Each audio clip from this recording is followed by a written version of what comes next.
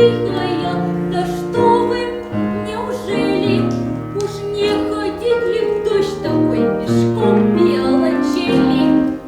Прямая трость немедленно вмешалась в разговор, ей резко возразил портрет, и разгорелся спор.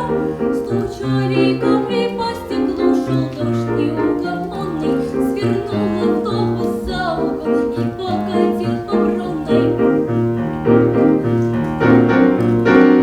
Портфель кричал, кому теперь виолончель нужна?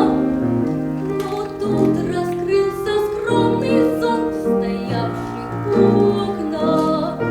Портфель удался Божьему, негромко он сказал: представьте, уважаемый, большой притихший зал.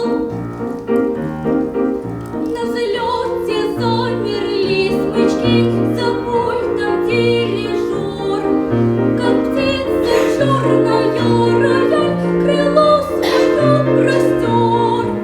Взмах, и под ветром стонет лес, звенят и дуб, и ель. Вы слышите, она поет виолончель. Ей вторят флейта и гобой, валторна и тромбон. Консерватория! Сказал водитель в микрофон.